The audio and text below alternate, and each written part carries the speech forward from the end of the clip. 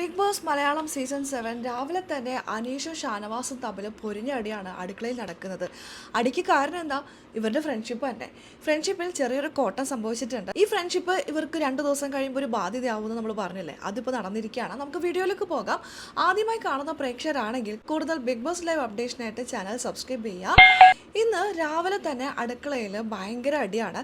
അനീഷും ഷാനവാസും തമ്മിലാണ് സംസാരം.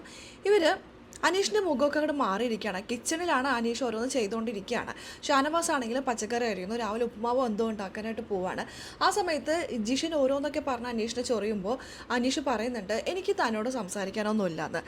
അപ്പോൾ ഷാനവാസ് പറയണേ, അനീഷേ ഇതൊക്കെ തമാശയാക്കി എടുക്കണ്ടേ, എന്തിനാ വെറുതെ ഇതൊക്കെ ഇത്ര സീരിയസ് ആക്കി എടുക്കുന്നതെന്ന്. അനീഷ് പറയുന്നത്, നിനക്ക് ഇതൊക്കെ തമാശയായിരിക്കാം, പക്ഷെ എനിക്കിതൊന്നും തമാശയല്ലാന്ന്.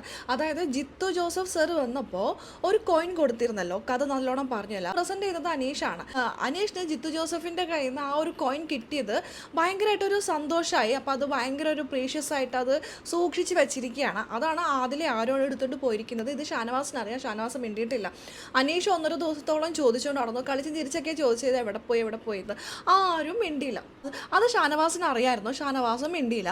അനീഷ് ചോദിക്കുന്നത്, നീ എൻ്റെ സുഹൃത്താണെങ്കിൽ നിനക്കത് പറയാം, ഇന്നാളെടുത്തിട്ടുണ്ടെന്ന് നീ പറഞ്ഞോ?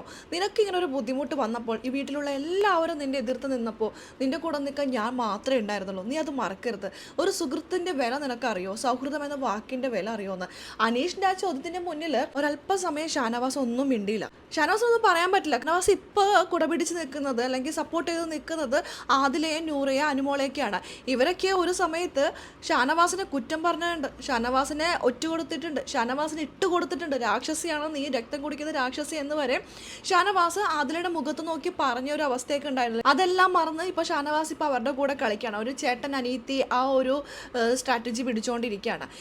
അനീഷ് പറയുന്നത്, നിനക്ക് ഇവരാരും ഉണ്ടായിരുന്നില്ല, ആ സമയത്ത് ഞാനല്ലേ ഉണ്ടായിരുന്നുള്ളൂ, അത് നീ മനസ്സിലാക്കണം. ഒരല്പസമയം ആലോചിച്ച ശേഷം ഷാനവാസ് പറഞ്ഞു, നീ എന്തുകൊണ്ടാണ് നിന്നെ? ഞാൻ നിന്നോട് സത്യങ്ങളെല്ലാം പറഞ്ഞിട്ടുണ്ട്, നിനക്കറിയാം സത്യം എന്താണെന്നുള്ളത്, അതുകൊണ്ടല്ല നിന്നത്, അല്ലെങ്കിൽ നീ നിൽക്കുമായിരുന്നോ? ഇതേ അവസ്ഥ തന്നെയാണ് അനീഷിനുണ്ടായിരിക്കുന്നത്. അനീഷ് ഭയങ്കരമായിട്ട് വിഷമിക്കുന്നുണ്ട്. ഈ കോയിൻ പോയത് ആദ്യത്തെ 2 ദിവസമൊക്കെ ഈ പറഞ്ഞ പോലെ കൂളായിട്ടൊക്കെ എടുത്തു. പിന്നീട് അത് തരുന്നില്ല ഇവരെന്ന് മനസ്സിലായപ്പോൾ അനീഷ് ഭയങ്കരമായിട്ട് ചൂടാവാൻ തുടങ്ങി. 2 ദിവസമായിട്ട് അവിടെ ഇവിടെയൊക്കെ അനീഷ് അടക്കമാണ്.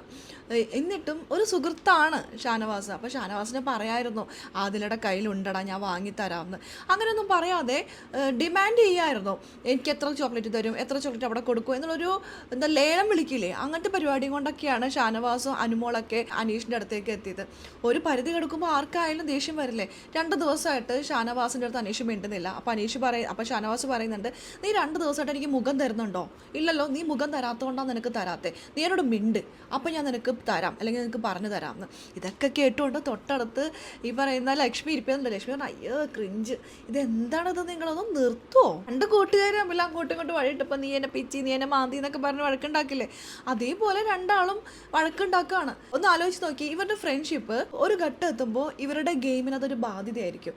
പുറത്ത് പോയിട്ട് നമുക്ക് ഈ ഫ്രണ്ട്ഷിപ്പൊക്കെ കൊണ്ടുപോകാം, പക്ഷേ വീടിൻ്റെ ഉള്ളിൽ ഈ പറഞ്ഞ പോലെ അണ്ണൻ തമ്പിയൊന്നും നടക്കുന്ന കാര്യമല്ല. അതും വളരെ സ്ട്രോങ് ആയിട്ടുള്ള 2 കണ്ടസ്റ്റൻസ്. അത് മനസ്സിലായത് കൊണ്ടായിരിക്കാം ഇപ്പോൾ 2 പേരും 2 തരത്തിൽ, നീ എൻ്റെ സുഹൃത്തല്ലെന്ന് ഷാനവാസും അനീഷും അങ്ങോട്ടും ഇങ്ങോട്ടും പറഞ്ഞിരിക്കുകയാണ്. നമ്മളിനി വഴക്കാണ്, നമ്മളിനി മിണ്ടണ്ടാന്ന്.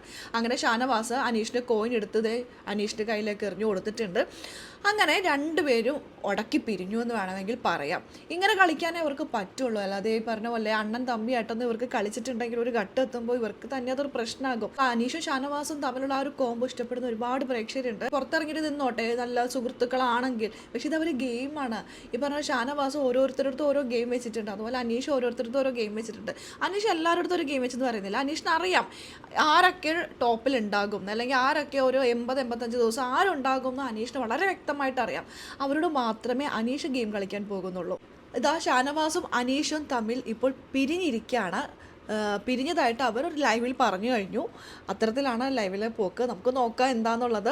ഇനി മുഖം നോക്കാതെ കളിക്കാലോ, ആ ഒരു സമാധാനത്തിലാണ് രണ്ടാളും. നമുക്ക് നോക്കാം എങ്ങനെയാണ് ഇവരുടെ കളി പോകാമെന്നെല്ലാം കാത്തിരുന്ന് തന്നെ കാണാം. അപ്പോൾ ലൈവ് അപ്ഡേഷൻ നമ്മുടെ ഈ ചാനലിലുണ്ടാകും. ആദ്യമായി കാണുന്ന പ്രേക്ഷകരാണെങ്കിൽ കൂടുതൽ ബിഗ് ബോസ് ലൈവ് അപ്ഡേഷനായിട്ട് മറക്കാതെ ഈ ചാനൽ സബ്സ്ക്രൈബ് ചെയ്യുക.